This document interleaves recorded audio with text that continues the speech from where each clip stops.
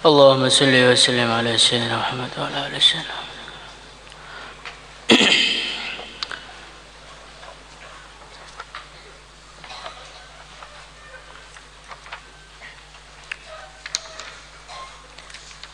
Seratus satu hadis 375.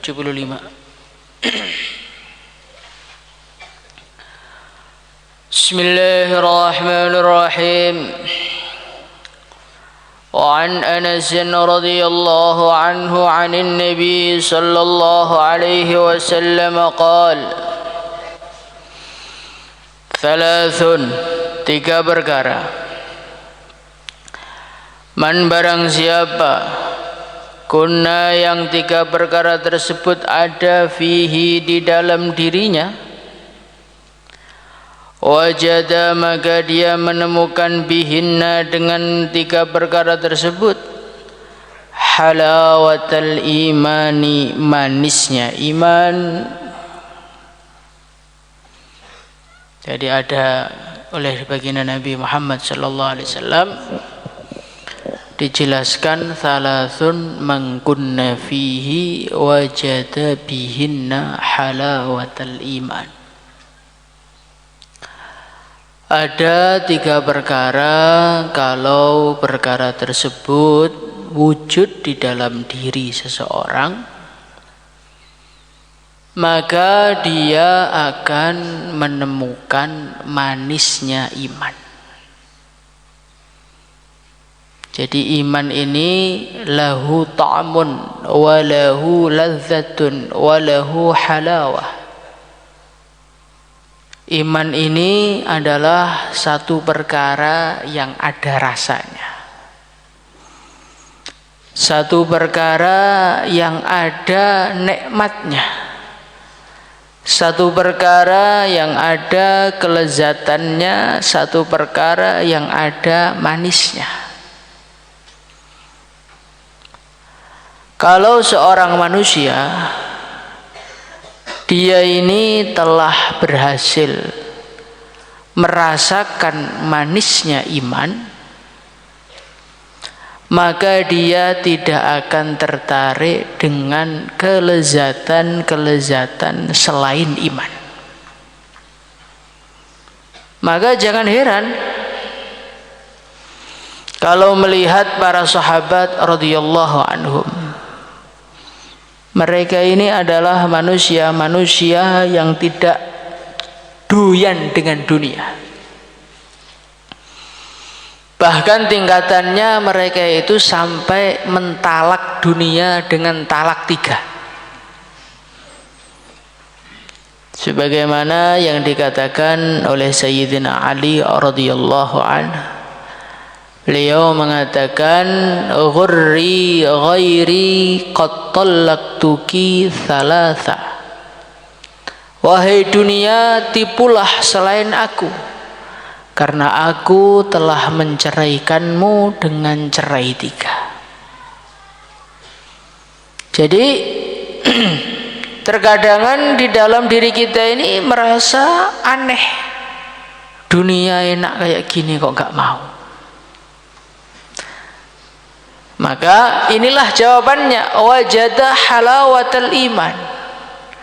Mereka tidak tertarik dengan dunia, dengan manisnya dunia, dengan lezatnya dunia, karena mereka telah menemukan perkara manis yang kelezatannya, kenikmatannya tidak bisa dibandingkan dengan dunia dan segala isinya.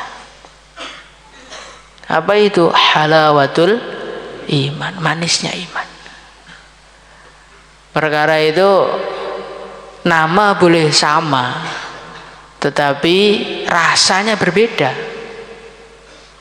Jangan kamu bayangkan manisnya iman itu kayak permen manis, beda. Permen manis, kopi manis, kemudian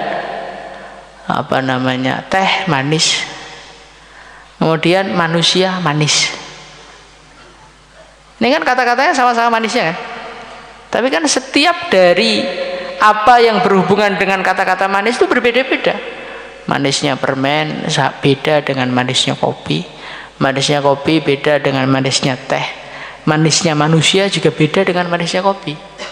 Kayak apa ya, merasakan sendiri. Thalathun man kunna fihi wajada bihinna halawatul iman. Ada 3 perkara yang kalau 3 perkara ini wujud, maka manisnya iman itu akan kita rasakan. Nah, orang tuh kalau sudah merasakan manisnya iman, dunia ini, kehidupan dunia ini sepahit apapun tetap terasa manis. Dunia ini beratnya seperti apapun tetap mereka terasa nikmat. Karena apa? Sudah mempunyai manisan berupa iman. Kayak seseorang yang di mulutnya ada gulanya, maka dia minum kopi pun ya kopi jadi terasa nikmat, padahal kopi itu pahit karena dia telah merasakan manisnya. Begitu juga jangan heran dengan orang-orang terdahulu, mereka menderita kepanasan, kehausan, berjuang, kelaparan sampai diganjel batu perutnya, tapi mereka enjoy aja, nggak ada rasa, nggak kuat tuh nggak ada. Karena apa? Wajada halawatul iman. Mereka sudah memiliki formula namanya manisnya iman, sehingga perkara pahit pun ketika dikasih halawatul iman ya jadi manis semua. Maka jangan aneh para sahabat radhiyallahu anhum ketika mereka ditanya, apa yang paling menyenangkan dalam hidupmu? Saya itu sewenang musim panas, sangat-sangat panas, hari itu saya puasa. Kalau kita kan doa gimana biar puasanya itu pas maghribnya cepat, sahurnya akhir, puasa di pegunungan biar nggak kerasa. Ini namanya manusia belum dapat manisnya iman ya seperti itu. Ngamal agama itu ngeluh aja. Tapi kalau orang sudah mendapatkan manisnya iman, beratnya mengamalkan agama merupakan satu kenikmatan.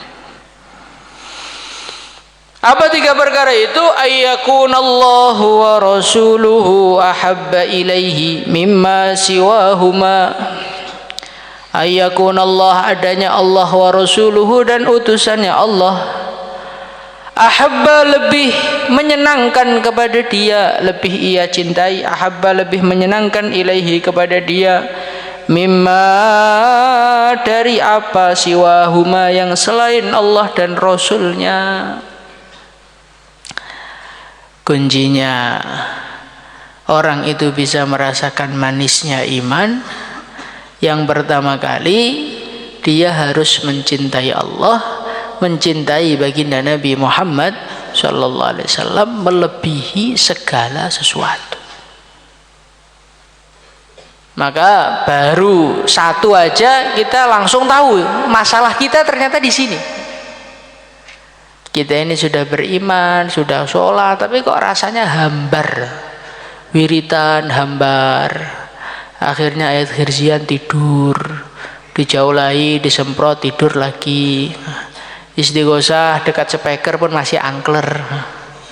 Kok kayak nggak ada nikmatnya belas dong ngamalkan agama. Ternyata masalahnya ini, ayyakunallahu wa rasuluhu ahabba ilaihi mimma siwahuma. Di dalam hati kita ini Allah itu belum menjadi yang paling kita cintai. Ya kita cinta sama Allah. Orang tuh kalau nggak ada cinta sama Allah ya nggak bisa iman sama Allah. Tapi Allah itu tidak menjadi yang paling menyenangkan. Ada anak, ada istri, ada hobi, ada kenikmatan-kenikmatan dunia, yang kenikmatan-kenikmatan itu kita kedepankan melebihi Allah.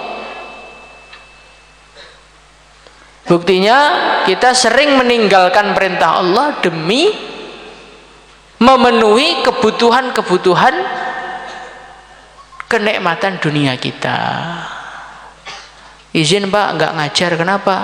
Pengen healing, jalan-jalan. Ini berarti jalan-jalan itu lebih menyenangkan kepada dia daripada Allah. Lah ketika di dalam hati kita ini Allah bukan yang satu-satunya, bukan yang nomor satu, maka rasa manisnya iman hanya akan menjadi impian.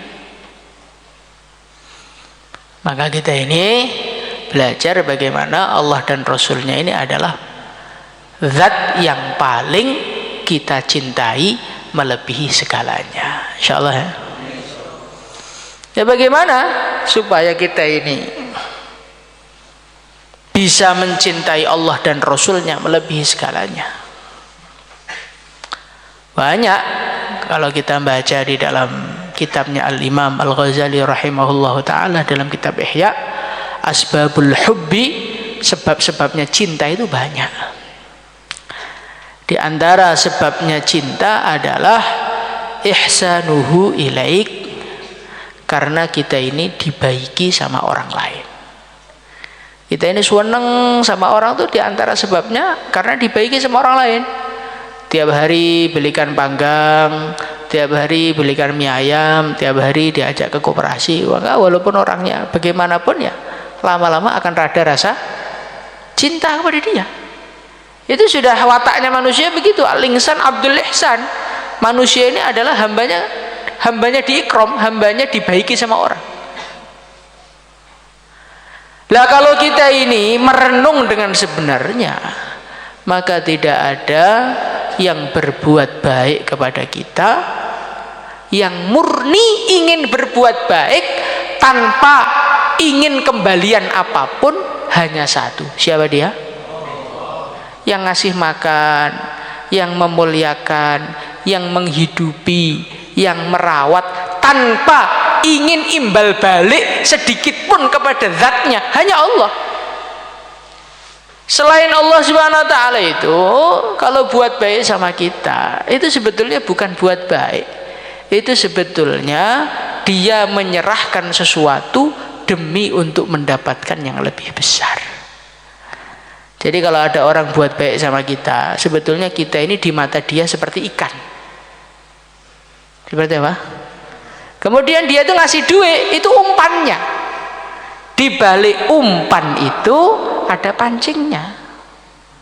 Orang ikram kita, belikan makanan, belikan baju, muharraman, pol-polan. Apakah dia sebaik itu? Tidak.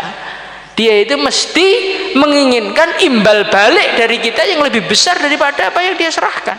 Itu wataknya manusia begitu. Tidak Pak, saya ini tulus karena Allah.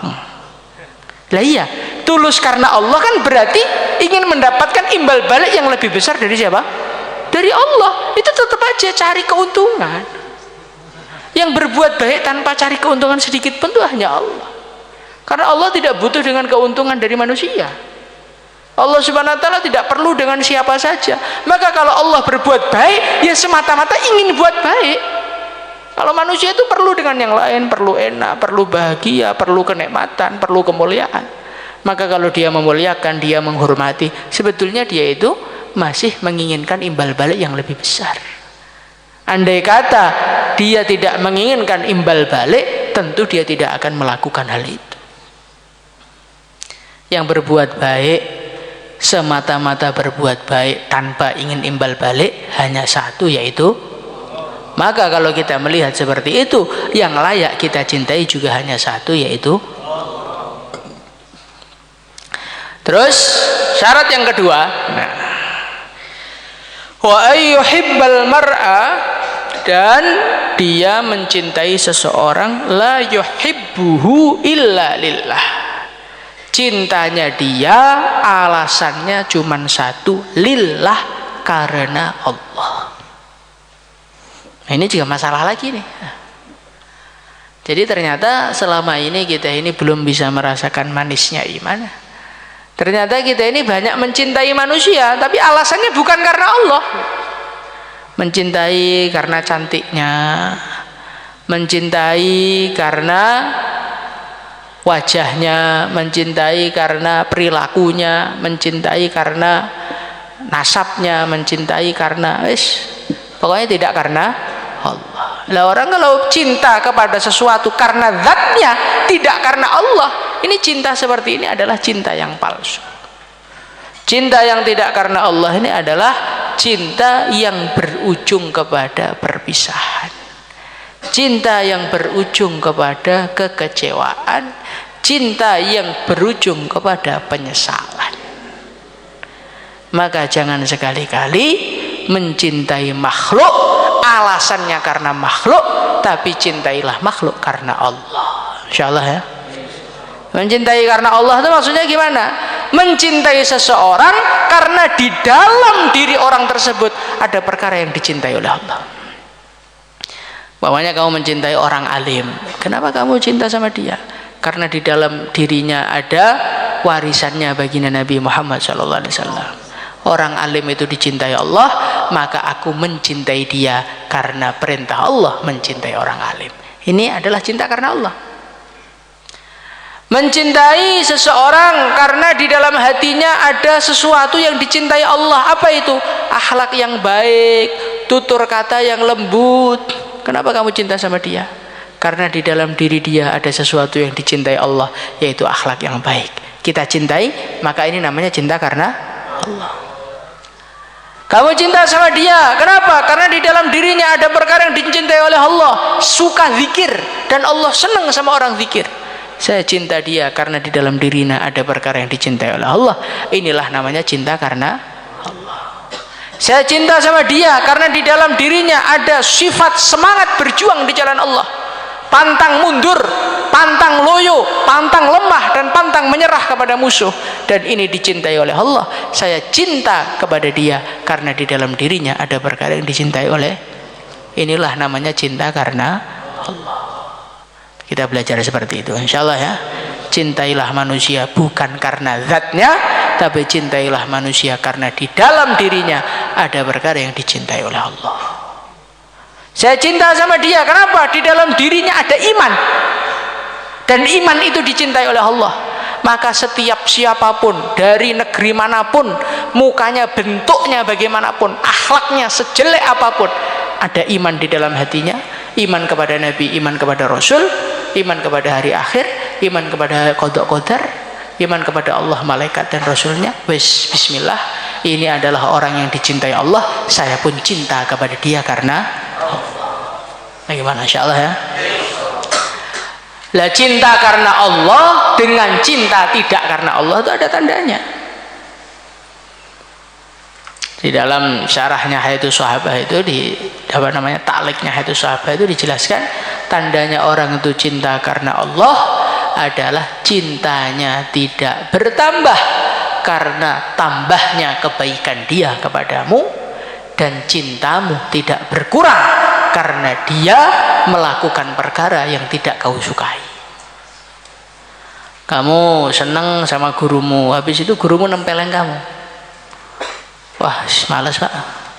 Kenapa? Guru saya marahi saya terus. Kalau kita ini cinta kita menurun kepada orang-orang soleh, gara-gara orang soleh marahi kita, gara-gara orang soleh itu menyalahkan kita, maka berarti cintamu selama ini bukan karena Allah. Tandanya orang itu cinta karena Allah itu, dia bagaimanapun kepada kita, cinta kita nggak berubah. Kan dasar kita cinta kepada dia karena di dalam dirinya ada perkara yang dicintai oleh Allah. Maka selagi perkara itu ada, walaupun dia kasar kepada kita, walaupun dia menyakiti kita, walaupun dia menggunjing kita, di dalam hatinya ada iman, Allah senang, ya saya harus tetap senang sama dia. Bagaimana, insyaallah ya. Nah, ini berat ini, karena kita ini biasanya cintanya naik turun ya, tergantung perlakuan orang tersebut kepada kita. Kalau di ikram ya masya Allah, dipuji-puji gak karu-karuan. Seorang itu luar biasa, nggak ada santri yang lebih baik sama dia, itu nggak ada. Nanti habis itu duitnya habis, ngikromnya istirahat, kita lapar, mau bunyi itu mulutnya, orang itu tuh nggak beres. Nggak beres, apa ikrom ada maunya. Nah, ini berarti cinta kita ini karena dia, bukan karena Allah. Cinta karena Allah itu cinta yang nggak berubah, mau dia bagaimanapun, asalkan di dalam dirinya masih ada yang dicintai Allah, kita tetap cinta karena Allah, insyaallah. wa ayyakraha ayyauda fil kufri, wa ayyakraha, dan dia benci ayyauda untuk kembali fil kufri di dalam kekufuran, ba'da an anqadhahu Allahu minhu, setelah Allah menyelamatkan dia minhu dari kekufuran, kama yakrahu, sebagaimana dia tidak mau, dia benci ayyukdafa untuk dilemparkan finnari di dalam api. Kemudian syarat yang ketiga, orang tuh kalau pengen merasakan manisnya iman, dia harus benci kembali kepada kekufuran. Loh, kenapa Pak kok disyaratkan benci kembali kepada kekufuran? Karena orang itu tidak akan benci untuk kembali kepada kekufuran, tidak akan mau kembali kepada kekufuran, kecuali kalau dia itu tahu harganya iman. Orang yang bisa benci dan gak mau kembali kepada kekufuran, ini hanyalah manusia-manusia yang tahu harganya iman. Kayak orang, ya kan, dia ini punya berlian dan dia tahu nilainya berlian itu, maka orang mau menukar berlian itu dengan uang 10 juta nggak mau, 20 juta nggak mau, 1 miliar nggak mau, 2 miliar nggak mau, 1 triliun nggak mau. Nggak Pak, ini berlian saya ini berharga banget, maka Bapak mau nukar dengan apapun saya nggak mau. Nah, begitu juga orang itu akan merasakan manisnya iman kalau dia merasakan betul harganya iman. Oh, iman ini perkara mahal. Sehingga karena dia merasakan iman itu perkara mahal, akhirnya dia benci kepada kekufuran. Saat itulah baru dia bisa merasakan manisnya iman. Tapi kalau orang itu nggak tahu harganya iman, akhirnya dia ini nggak benci pada kekufuran. Perkara-perkara amalannya orang kafir, perkara-perkara yang mendekatkan kepada kekufuran malah dikerjakan. Pakaiannya tiru-tiru orang kafir, lagunya yang disetel lagunya orang kafir, gaya fotonya gaya foto orang kafir, idolanya orang kafir. Maka orang-orang seperti ini tidak akan pernah merasakan manisnya iman. Kenapa nggak pernah merasakan? Karena dia nggak tahu harganya iman. Dianggap iman itu perkara biasa, perkara yang nggak berharga, sehingga dia lebih condong kepada kekufuran dibandingkan kepada iman. Naudzubillah. Maka orang iman itu harus tahu harganya iman. Insyaallah ya? Iman itu perkara mahal kan? Perkara mahal. Iman ini perkara bisa kita tukarkan dengan surga, bisa kita gunakan untuk jumpa dengan baginda Nabi Muhammad SAW di akhirat, bisa kita gunakan untuk jumpa dengan Allah, bisa menjadikan kita mendapatkan salam dari Allah, salamun qaulam mir rabbir rahim. Untuk siapa? Untuk orang beriman. Nah, orang itu kalau sudah tahu nilainya iman, dipegang betul imannya, nggak akan mau ditukarkan dengan apapun. Ditawari untuk kufur, walaupun dibayar berapa ratus juta, berapa ratus miliar, berapa ratus triliun pun dia tidak akan mau. Enggak Pak, enggak. Ini iman perkara mahal. Kayak sahabat itu, pilih saya bebaskan dalam keadaan kufur, atau kamu mati saya bunuh tapi kamu mempertahankan iman. Oh, saya lebih milih mati, yang penting iman. Ya, orang seperti inilah orang yang tahu nilainya iman. Orang yang tahu nilainya imanlah orang yang layak merasakan manisnya iman. Kalau orang nggak tahu harganya iman, iman untuk mainan, untuk apa orang seperti ini diberi rasanya iman? Maka 3 perkara ini kita wujudkan, insyaallah ya. Belajar cinta kepada Allah dan Rasulnya melebihi yang lain, belajar mencintai makhluk karena Allah, dan belajar benci kepada kekufuran, belajar merasakan nilainya mahalnya iman. Semoga kita diberi manisnya iman. Salatullah